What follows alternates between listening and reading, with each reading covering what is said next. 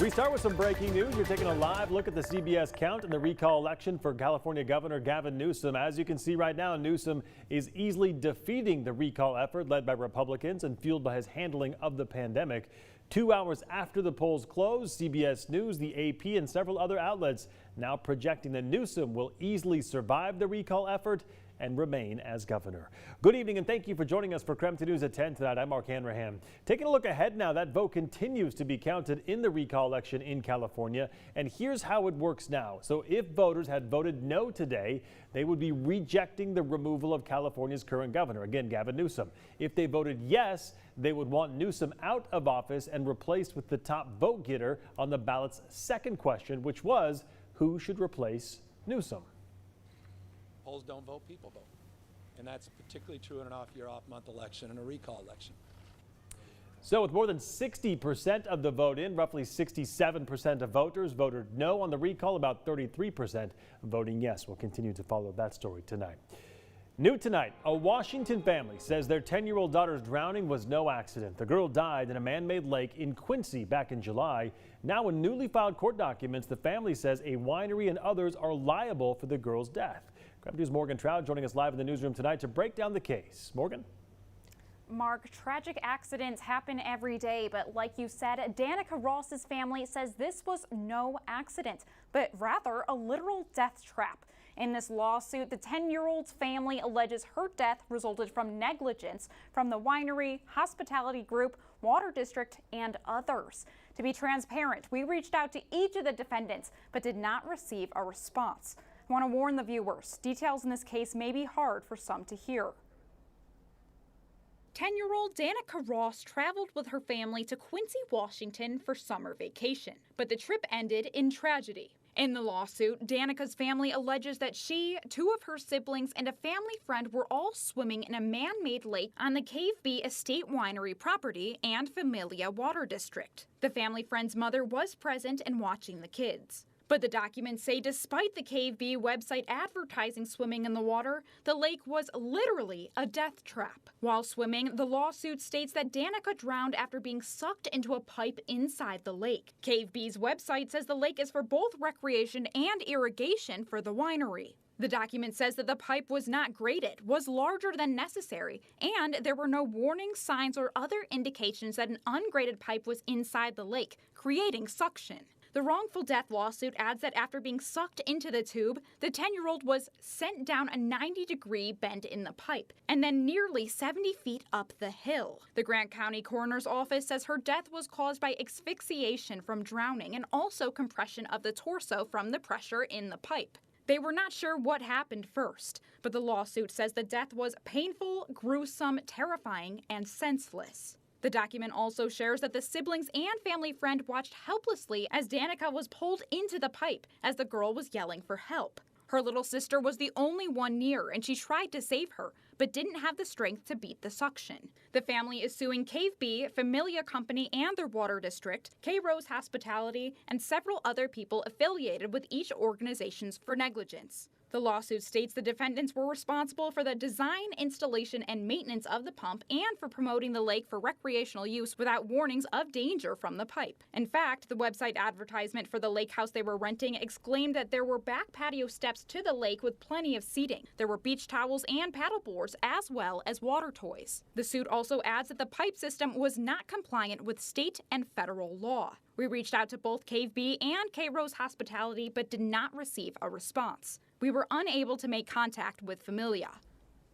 And the Lake House website advertisement now has a disclaimer following the original statement. They added, currently the lake is not for water activities or swimming. But the King County Superior Court lists the case to go into trial in the summer of 2022. In the newsroom, Morgan Trout, KREM 2 News. All right, Morgan, thank you very much. Absolutely heartbreaking situation. Well, starting tomorrow, Providence will pause all non-emergency surgeries and procedures at Sacred Heart, Holy Family, and even its doctor's building on Sacred Heart's campus. This comes after the hospital has seen an overwhelming number of COVID-19 hospitalizations and have dealt with ongoing staff shortages. Providence does not know how long this pause will need to be, they said, and they continue to urge anyone who hasn't been vaccinated to get the shot. And they also urge people with surgery scheduled for the next 2 weeks to contact their doctor. And because these surgeries are being delayed, we wanted to break down what elective surgeries are and what they mean for patients who need them. KREM 2's Ian Smay talked with an Air Force veteran who will have to wait until at least October for his procedure. Larry Knight is an Air Force veteran who was scheduled to undergo the first of 3 procedures in getting his colon removed. But due to the surge in coronavirus cases, he now has to wait until at least October. And as he told me earlier today, it's not only having a negative impact on his life, it's also causing difficulties for his wife and kids. Larry Knight lives in Medical Lake with his wife and 3 kids after spending 10 years in the United States Air Force. He had to leave due to medical reasons, and he now spends most of his time at home. Yeah, it's extremely frustrating, and it's almost like a gut punch. This is drastically affecting my life. I'm pretty well stuck just in town due to having to be so close to a bathroom all the time. Larry suffers from ulcerative colitis and isn't responding to medication. Because of this, he needs to get his colon removed, which will take 3 separate surgeries. He was scheduled to have the first procedure done at Providence's Holy Family Hospital on September 24th. But then he got a heart-crushing phone call. Extremely frustrating. I'll put it very mildly, yes. I was extremely pissed off. The hospital told Larry his first operation would be postponed until at least October 15th. Until then, he's dealing with pain and taking medication that makes him immunocompromised. He and his wife are fully vaccinated, and he's had a booster. Their 3 kids are in school, and now the family has to worry about Larry possibly getting COVID while he awaits surgery. My oldest son has been saying, too, that he's concerned about catching it as well and bringing it home. And my daughter in middle school, too. So it feels like we're all kind of walking on eggshells because we don't know what's going to happen. The worry doesn't end at the first procedure either. Larry says they also have to worry about illness between the 3 procedures. The whole process until full recovery will take about a year. Until the current coronavirus spike dies down and Larry can get in for his surgeries, his life is on hold, as are his family's. My wife's having to do all the stuff I would normally do, grocery runs, just little outs.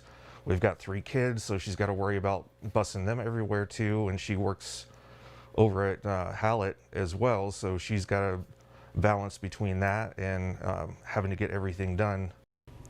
Knight says that when he is able to go out to shop or run other errands, he still has to be very cautious. He says he and his family have to carefully pick where he can go based on how well people are following masking rules and other precautions.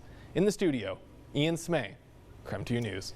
Well, every day we've been reporting on the number of people hospitalized with COVID here in our area, and the graph behind me here is the most recent visualization that shows the steep increase in hospitalizations in Spokane between the end of July and right now. Well, today 236 people are hospitalized in Spokane County with the coronavirus. That is 6 fewer than yesterday. 361 new cases were also reported today alone. No new deaths were reported today. More than 100 people are hospitalized over in North Idaho as well. 198 new cases were reported today, again with no new deaths. A vaccine for kids ages 5 to 11 could be available for Halloween. Pfizer says it is getting closer to submitting for an emergency use authorization. Right now, Pfizer is approved for kids ages 12 and older. The Moderna and Johnson & Johnson vaccines are approved for adults 18 and older. After Pfizer submits its latest request, the FDA will evaluate benefits and risks, a process they say could take just a matter of weeks. Multiple health experts say they expect authorization by the end of next month. We'll keep you posted on that one. All right, in the meantime, let's talk weather. Today we saw sunny skies, clear weather, but that could soon change. KREM 2's meteorologist Thomas Patrick in the Outdoor Weather Center tonight. Thomas, we're expecting both cooler temperatures and rain, right? Yeah, this is pretty much quintessential fall-like weather that's in the forecast. And yeah, it's going to get cold in the coming nights. Not exactly tonight. It's actually going to be quite mild out there. Still almost 70 degrees at the moment. But I did notice early last week, some of the trees are already getting a head start on fall. At least this tree, full red. I don't think that's common, at least not just yet, but it is a sign that fall's getting right around the corner. When our temperatures get low, especially when we get that frost and freeze, that's what really jump starts the foliage moving across the region. We actually have a freeze watch for northeastern Washington and far north Idaho for Thursday night. So not tonight, it's actually for tomorrow night. And then the big weather system starts to move into the area over the course of this weekend. Look at how large that system is. It's going to bring widespread rain to the entire Pacific Pacific Northwest, including here in eastern Washington and North Idaho. So both Saturday and Sunday looking pretty wet for the regions. Coming up, going to detail how much rain is in the forecast and just how cold conditions will be later on this week. All right, we'll talk to you soon, Thomas. Thank you very much. Meantime, Amazon working to hire hundreds of workers. When we come back, we'll tell you about the jobs or the kind of jobs available at their brand new Spokane Valley Fulfillment Center. And Tropical Depression Nicholas causes massive flooding and power outages throughout the Gulf Coast. We'll show you the damage. KREM 2 News is back in just 90 seconds.